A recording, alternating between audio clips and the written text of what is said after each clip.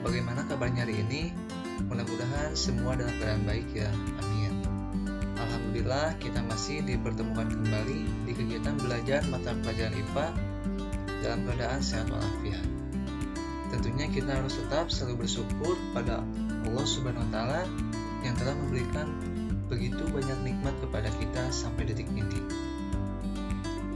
Pada pertemuan sekarang, Bapak akan membahas materi lanjutan dari pertemuan kemarin mengenai pencemaran lingkungan. Nah, pertemuan kemarin Bapak sudah membahas mengenai pencemaran air, dan untuk sekarang kita akan membahas atau mempelajari tentang pencemaran udara. Namun sebelum memulai pembelajaran, mari kita berdoa dengan mengucapkan Bismillahirrahmanirrahim. Siapkan diri kalian, tempatkan di posisi yang nyaman, mari kita mulai pembelajarannya.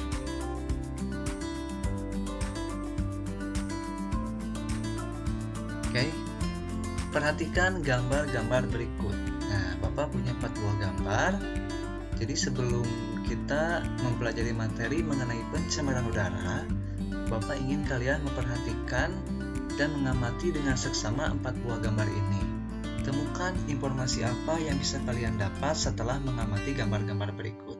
Ya, Bapak kasih waktu 10 detik untuk berpikir, dimulai dari sekarang.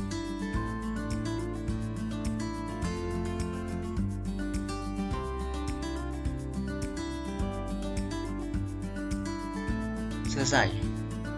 Bagaimana? Sudah dapat informasinya? Kalau sudah, mari kita bedah sama-sama ya. Nah, di gambar pertama kita melihat ada sebuah pabrik, di mana pabrik tersebut memiliki beberapa cerobong asap yang sedang mengeluarkan asap berwarna hitam pekat membumbung tinggi ke langit atau ke atas. Kemudian gambar kedua, kondisi jalan raya yang dipenuhi dengan kendaraan bermotor yang mengeluarkan banyak asap dari knalpotnya.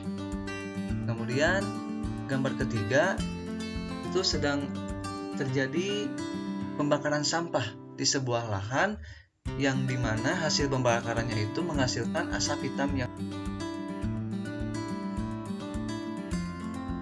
Kemudian, apa itu pencemaran udara? Udara mengandung senyawa-senyawa dalam bentuk gas yang diantaranya sangat dibutuhkan oleh manusia, yaitu oksigen. Oksigen yang baik dapat terpenuhi jika kualitas udara baik pula.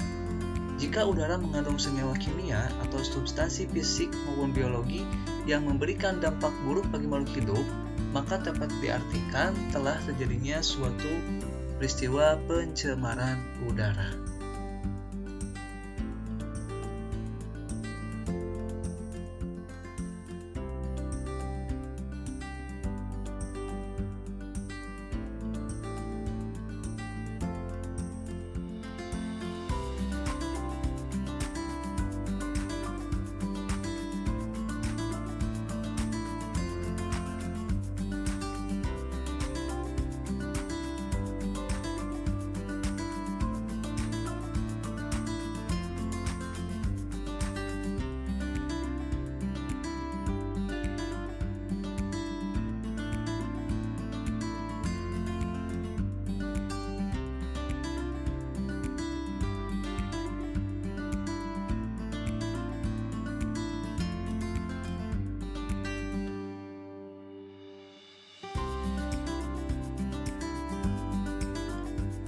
Lalu, faktor apa saja yang menjadi penyebab pencemaran udara?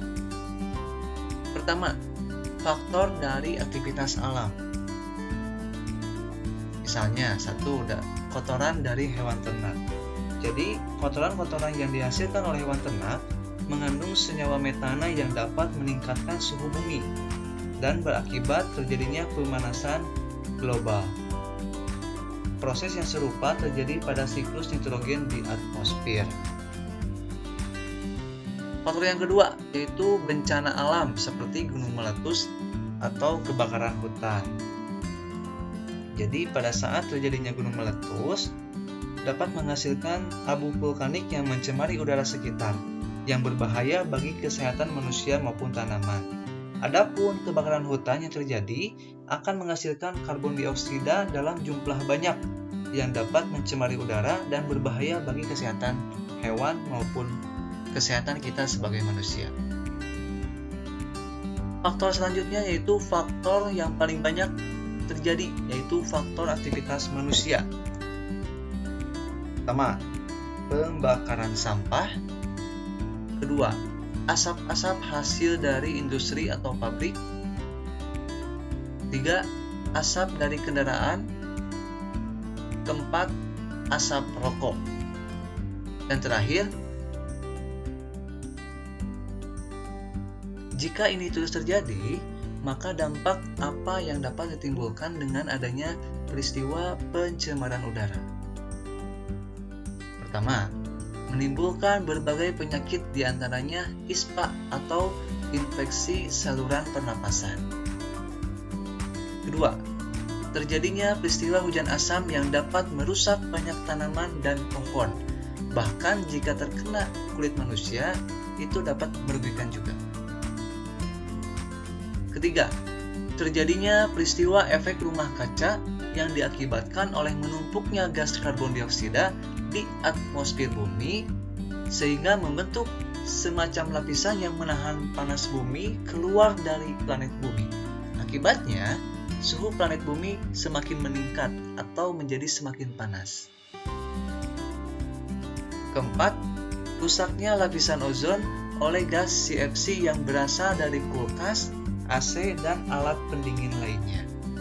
Nah, perlu kalian ketahui bahwa lapisan ozon ini adalah lapisan yang terdapat di atmosfer bumi yang melindungi kita makhluk hidup dari sinar ultraviolet yang dihasilkan oleh sinar matahari. Jika lapisan ozon ini rusak, menipis atau misalkan bolong-bolong, maka dapat merugikan manusia. Selanjutnya, bagaimana cara kita untuk menanggulangi pencemaran udara? Jadi ada beberapa cara ya.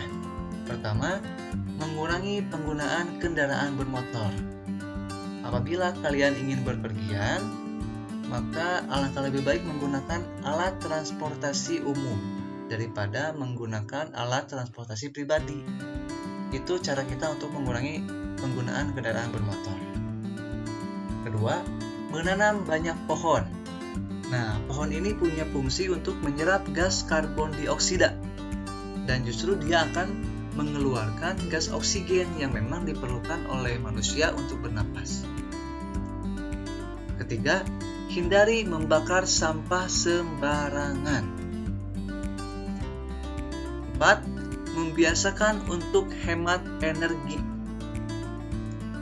Dan terakhir, membatasi penggunaan AC atau alat pendingin lainnya. Tadi kan sudah disebutkan bahwa AC atau alat pendingin ini dapat mengeluarkan gas CFC, yang dimana gas CFC ini dapat merusak lapisan ozon. Jadi untuk penggunaan AC atau alat pendingin bukan berarti tidak boleh digunakan, tapi digunakan secara bijak, dibatasi penggunaannya.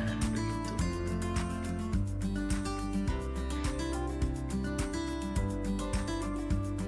Baik, itu saja mungkin materi mengenai pencemaran udara yang bisa Bapak sampaikan. Selanjutnya adalah penugasan. Nah, setelah kalian mempelajari materi tentang pencemaran udara di video ini, coba jawab pertanyaan berikut dengan bahasa kalian sendiri. Jadi, Bapak minta kalian menjawab pertanyaan-pertanyaan yang nanti akan tampil dengan bahasa kalian sendiri.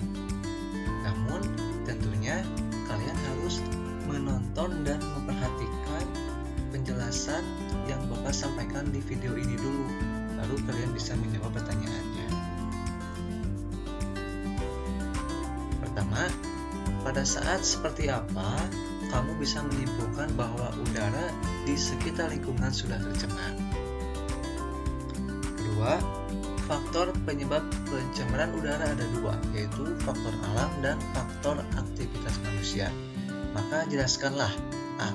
Mengapa kotoran hewan dapat mencemari udara? B. Mengapa kita harus membatasi penggunaan AC atau alat pendingin lainnya? ketiga, mengapa dengan menanam pohon dapat mengurangi peristiwa pencemaran udara? Nah, itu beberapa pertanyaan yang harus kalian jawab dengan bahasa kalian sendiri. Selamat mencoba ya. Oke, terima kasih Bapak ucapkan kepada kalian yang sudah memperhatikan video dari awal sampai akhir. Mudah-mudahan ilmunya berkah ya. Mohon maaf bila ada kesalahan. Wassalamualaikum warahmatullahi wabarakatuh. Semangat belajar.